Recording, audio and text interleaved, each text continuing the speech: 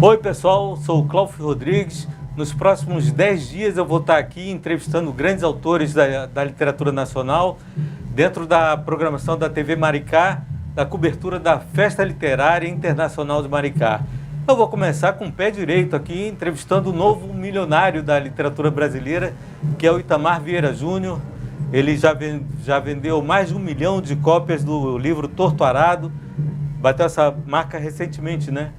Sim, tive essa notícia da editora de que os livros reunidos venderam mais de 1 milhão de cópias. E você imaginou em que momento que isso poderia acontecer? Que momento? Eu não sei, Cláudio, mas eu vou pensar no começo, quando eu escrevi esse livro, eu não tinha nenhuma editora para publicar. Sim. Terminou que a história desse livro me levou para Portugal. Começou em Portugal, né? E nunca passou por minha cabeça que fosse uma história que fosse ser abraçada dessa maneira pelos leitores e fosse chegar a essa marca tão significativa, né? Para mim ainda tudo é um pouco surpreendente. Não é o seu livro de estreia, né? Não, não é meu livro de estreia. É o livro que as pessoas conhecem como o seu primeiro livro, mas não é. E que depois leva até as coisas que eu tinha escrito antes. Sim. Mas eu publiquei, antes de Torto Arado, publiquei 2 livros de contos que venceram prêmios regionais e, bom, a minha primeira publicação data de 2012, ou seja, quando o Torto Arado saiu em 2019, eu já tinha 2 livros antes publicados, livros de contos, e já tinha figurado até no Prêmio Jabuti como finalista na categoria Contos em 2018. Sim. E em que circunstâncias da tua vida esse livro foi escrito? Eu escrevi esse livro, tem uma história muito particular. Quando eu conto essa história, parece até que eu estou criando uma história sobre o livro. Mas eu comecei a escrever esse livro com 16 anos. E muito inspirado pela literatura brasileira da primeira metade do século XX, principalmente aquele ciclo do Nordeste, os romances sociais, né? Que chamam de regionalistas, mas eu não gosto. 30, geração né? de 30, 45... E eu comecei a escrever essa história, cheguei a escrever 80 páginas, ela se chamava Torto Arado, mas eu não tinha maturidade para concluí-la, mas foi um projeto que eu persegui por 20 anos. E só retomei a escrita desse que veio a público em 2017. Foi naquele momento que eu voltei a essa história. Sentiu e consegui que tinha maturidade para fechar o livro. Já tinha vivido muita coisa. Eu, nesse intervalo, tinha estudado, tinha feito graduação, mestrado, doutorado, tinha ingressado no serviço público, que me levou para o campo do Maranhão e da Bahia, e eu pude viver aquelas experiências que os romances me deram em primeira mão, mas que eu ainda não tinha vivido na prática. Sim. Acho que tudo isso foi importante para que eu escrevesse essa história. E a história das irmãs Bibiana e Belonísia, é tudo inventado ou é baseado em personagens Sempre reais? Me perguntam sobre isso. E eu digo que as personagens, a história, o acidente com a faca, tudo isso é imaginação. Mas Torto Arado tá ancorado, tá calcado numa rede de verdade que é muito grande. A história das casas que não podiam ser de alvenaria, a história daqueles trabalhadores que viviam como se fossem escravizados ainda em pleno século XX. Todo o contexto histórico e social é baseado na verdade, naquilo que eu encontrei no campo. Tá, a gente estava conversando antes aqui e ele me falava que acredita o sucesso ao público, né? Que abraçou, que aconchegou o Torto Arado, né? Depois de tanto tempo e de tudo que o livro conquistou ao longo desses 5 anos de publicação, eu só posso acreditar o percurso desse livro, o caminho desse livro, onde ele chegou, os prêmios que ele conquistou, ao público leitor que abraçou essa história como uma história brasileira. E aí eu senti que o leitor brasileiro, e nós, se nós ainda não somos um país de leitores, estamos caminhando para isso, que o público brasileiro, que o leitor brasileiro quer ler suas histórias, ele sente afinidade com essas histórias, com essas histórias que falam do nosso país, da nossa formação, que olham com profundidade e com intimidade para aquilo que nós podemos chamar de nosso mesmo. Mas se fosse só a história, também não aconteceria muita coisa, né? A forma de contar conta demais, né? Que faz a diferença, né? E aí teve um trabalho do autor por trás, né? Perseguir de qual maneira contar melhor essa história. E é um caminho muito curioso, porque eu passei anos no campo, passei anos conhecendo literatura, lendo literatura e aprendendo maneiras de narrar, mas eu acho que o momento definitivo e importante foi quando eu entrei no campo de cabeça e percebi que as pessoas contavam histórias à sua maneira. E esse contar de histórias dessas pessoas me influenciou profundamente. Como eu narraria essa história? Tentei em terceira pessoa, de que maneira eu vou narrar isso? E eu percebi que eu deveria dar voz às personagens, elas que de alguma maneira teriam que contar essa história, a maneira que as pessoas contavam histórias no campo, como eu conheci. Foi mais ou menos o que o Guimarães Rosa fez na obra dele, né? Exatamente. Assim, se apropriando daquela linguagem e transformando em literatura. Se apropriando de uma linguagem e recriando essa linguagem, recriando como literatura, né? O Guimarães certamente é uma grande referência. Raduan Nassar seria outro também? O Raduan aparece na epígrafe desse livro. Outro autor importantíssimo da nossa literatura e que faz um trabalho com a linguagem que certamente me influenciou. Mas eu não diria que esse livro é um livro tributário. Sei, claro. Da literatura do Raduan, mas certamente ele me influenciou profundamente. Torto Arado ganhou o Prêmio Jabuti, ganhou o Prêmio Oceanos também, né, em 2020. Sim. E vai virar série ou filme na HBO. Sim. E está em cartaz lá na Bahia como um musical. Um musical que está indo nesse momento para São Paulo, já tem previsão também no Rio de Janeiro do musical passar no começo de 2025 pelo Rio de Janeiro.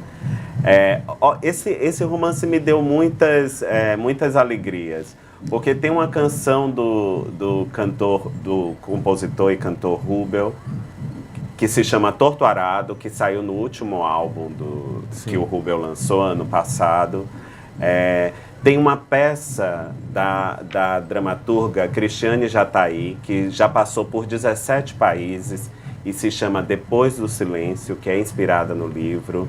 Na semana passada estava no México apresentando. Tem esse musical, que é Torto Arado, um musical que começou pela Bahia, mas vai circular pelo Brasil. Tem essa proposta de audiovisual que eu tenho acompanhado à distância. São isso muitas que eu queria coisas, saber, né? Como é que você, quer dizer, um filho teu, né, foi para o mundo, está no mundo agora. No mundo. Torto Arado já tem traduções em 28 idiomas. Nossa. Esse ano eu estive na França, porque o livro ganhou o prêmio Monluc, e fiz uma turnê na França. E também foi o primeiro livro brasileiro finalista do International Booker Prize em Londres, ou seja, me levou para lugares que eu não imaginava. Eu já fui do Japão. Te trouxe a Maricá. Maricá tá perto, né? Ainda bem que me trouxe até aqui também. Mas o livro me levou do Japão aos Estados Unidos. Eu já participei de lançamento em língua árabe. Sim. Enfim, mês passado eu estava na Suécia, também lançando a edição na Suécia. É incrível. E você, em que momento você percebeu que isso era possível, né? Eu ainda não descobri, eu estou descobrindo aos poucos, né? Para cada lugar que esse livro me leva, para esse encontro tão bonito com os leitores. E leitores... Se antes eram os leitores brasileiros, agora eu já tenho esse outro espectro dos leitores de outros lugares, né? E aí eu fico fascinado, porque é uma história que, de alguma maneira, eu pensava que essa história... Eu vou contar para você, quando eu escrevi essa história, eu não pensava nada além. Eu estava pensando nas pessoas que eu conhecia, como se eu estivesse contando essa história para as pessoas que eu conhecia e que se interessaria. Se saísse da Bahia já era uma grande coisa, mas saiu para lugares tão longe, tão distantes, né? Então, para mim, ainda é algo que só a literatura pode fazer. E eu fico pensando nos livros que eu li como leitor, livros escritos em tempos diferentes, em lugares diferentes, lugares tão distantes, e que ainda assim eram capazes de me comunicar algo que é tão humano, né? Que é a nossa experiência. Então... Que o livro tem essa particularidade, por exemplo, que o cinema não tem, que é um diálogo do autor com o leitor, e cada leitor, ele complementa, ele é como se ele fosse o coautor do livro, porque a leitura dele é única, não tem outra leitura igual. Eu sempre falo isso. Nessa engrenagem que nós chamamos de literatura, essa literatura de ficção, o leitor é peça fundamental, porque escrevemos essa história, escrevemos ela com o corpo inteiro, e ela se torna em livro, palavras, mas esse livro é um objeto. Sim. Ele só vai ganhar vida quando o leitor abrir esse livro e reviver toda aquela história. E o leitor revive com o próprio corpo, que lê com os olhos, é a mente que encadeia ali os eventos. E sua história imagina também, né? as personagens. Sua imaginação e né? sua história. E a né? imaginação vai emprestar a imaginação, emoção, para reviver aquela história. Então, isso é não existe escritor sem leitor. Então, aquele escritor que diz assim, eu escrevo para mim mesmo. Eu acho que tem algo errado aí. Sim. Estamos sempre escrevendo para registrar algo, mas também comunicar algo. E comunicar algo ao leitor. Né? É dessa maneira que a literatura existe e persiste, né? Aí através dos séculos também. E esse livro abriu várias portas, né? Você está com o novo romance, O Salvar o Fogo, está disputando o Prêmio Jabuti deste ano. Está seguindo o mesmo caminho do Tortarado, né? Assim, vendendo bem também. Sim, Salvar o Fogo foi o segundo romance que eu lancei no ano passado. Tanto Torturado quanto Salvar o Fogo e o próximo romance que eu estou escrevendo faz parte desse tríptico que eu chamo de Trilogia da Terra, onde personagens, histórias se debruçam sobre a história colonial e escravocrata brasileira e de como o território ainda é algo que está em disputa. Muitas pessoas vivem privadas do território que usam, que trabalham, das suas casas, ou seja, isso a ficção, para mim, foi um caminho para refletir sobre tudo isso, sobre esse direito tão elementar de todo e qualquer ser vivo. Questão de guerra e tudo, veja o que acontece em Gaza nesse momento, né? Mas que ainda é negado para muitos seres humanos. E no Brasil, ainda muitas lideranças camponesas, ambientalistas, indígenas, quilombolas, vivem em risco, são assassinados, porque esse território ainda está em disputa. Você teve alguma dificuldade de escrever depois do sucesso do Torturado? Porque a gente sabe de várias histórias, né? O próprio Truman Capote, depois de A Sangue Frio, não conseguiu escrever nada que prestasse. O nosso Paulo Lins, com o sucesso de Cidade de Deus, ele levou uns 15 anos para publicar novamente. E para escrever, ele tinha dificuldade de escrever, porque ele botou uma régua lá, como é que eu vou alcançar esse nível, né? Com você não aconteceu isso, Olha, né?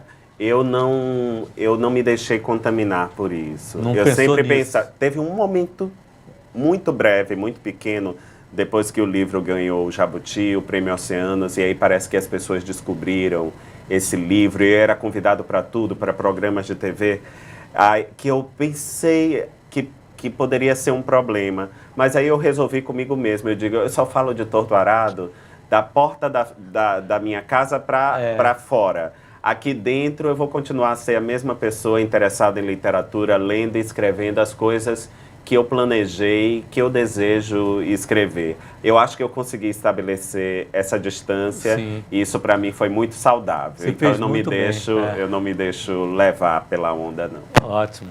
E você também publicou recentemente um livro infantil, Chupim. Chupim. É a mesma linguagem do Torturado, só que voltado para criança? Chupim é um evento que aparece em Torturado e eu fiz desse pequeno trecho um conto para as crianças, lançando um outro olhar, porque quem conta essa história em Torturado é uma mulher já mais velha, lembrando a infância. E aí eu trouxe esse encontro para o mundo da criança, para ela olhar com um olhar renovado, de ternura. É a história de um menino que é convidado pelos pais para levantar e espantar os pássaros que são pragas na plantação de arroz.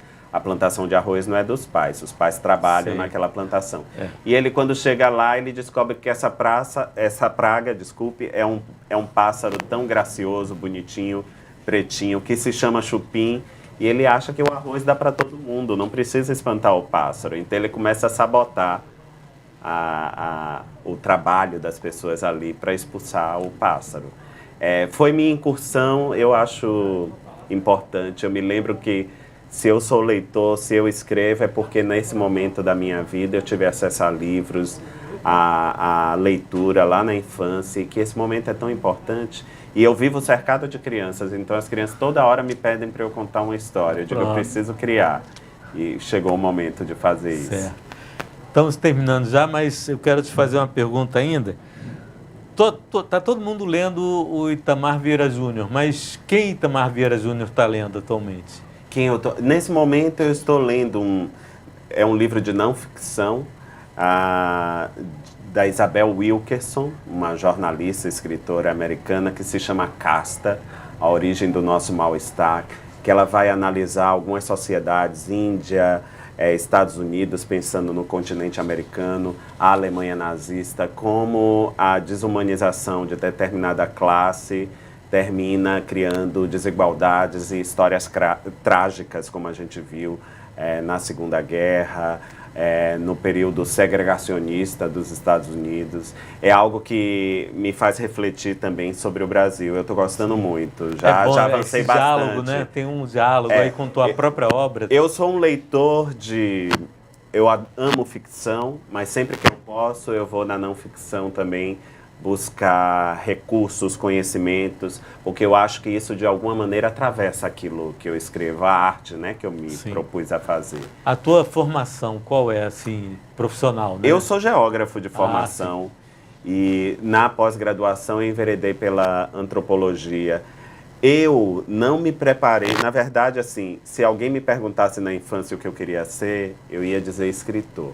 Mas como não havia no meu meio escritores, e uma vez minha mãe encontrou os meus escritos e achou que aquilo estava fora de ordem, não era escola, que eu estava brincando com a escola, eu acho que ali a literatura virou um segredo. E eu segui a vida que meus pais queriam, e só mais tarde, quando eu estava estabelecido, eu continuei lendo, escrevendo, mas não mostrava mais nada.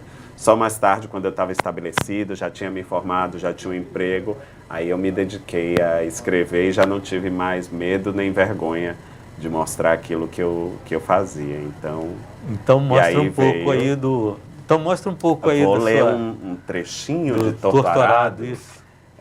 Esse livro que me levou para lugares que eu nunca imaginei estar e que está aí enfim, às vezes o público conhece, o leitor conhece mais o livro do que o autor. Sim. Eu já caminhei assim por lugares, shoppings, algumas coisas... E não me chamam de Itamar, diz assim, ei, Torturado, chega aqui, Torturado. Eu acho engraçadíssimo genial, isso, né? Não, e é bom que preserva um pouco essa coisa. Todo mundo quer a fama, né? Mas a gente não quer o ônus da fama. Então, no seu caso, está sendo ótimo, porque você pode continuar indo no supermercado que ninguém vai ficar te enchendo o saco. Ali, né? Mas vai saber ali do Torturado. Né? Vamos lá. Vamos lá. A faca ressurgiu rutilante entre as coisas que Belonísia levava em sua sacola de palha. Por um instante, Bibiana não acreditou se tratar da mesma peça que havia desaparecido da casa antiga, provavelmente pelas mãos de Dona Ana. Caminhou até a frente da casa da mãe. As filhas chamavam do lado de fora para que visse o batizado de bonecas que Ana estava preparando. Se aproximou, muda, e retornou para a cadeira velha onde pendia a lâmina. Estendeu os dedos e sentiu que estava quente ao seu toque, quase candente, quando confirmou do que se tratava. Sentiu vergonha por estar espiando a sacola da irmã, mas não conseguiu disfarçar a surpresa ao ver o que julgava soterrado em sua memória. A cicatriz de sua língua se ressentiu da recordação, formigou, e lançou Bibiana de novo ao dia do acidente. A mão da avó, por um instante, desabou sobre sua cabeça, que se tornou pesada com as interrogações que surgiram com a imagem. Puxou o objeto pela ponta até que se revelasse por inteiro. a empunhadura de marfim bem acabada, pomos e guarda de um metal mais embaçado, lâmina brilhante, sem envelhecer, e um fio de corte que parecia vibrar, prestes a rasgar o pequeno campo de atmosfera em seu entorno, como se dividisse com um talhar um pequeno lenço de seda. Que lindo. Muito obrigado, Itamar. Obrigado também. Muito obrigado. Nós conversamos aqui com o Itamar Vieira Júnior, autor de Torto Arado e de outras obras, grande revelação da literatura contemporânea brasileira. E amanhã tem mais. O Gigafone Especial Flim volta com outras entrevistas a partir de agora, tá? Aguarda aí que vem mais. Muito obrigado. Obrigado Valeu. também.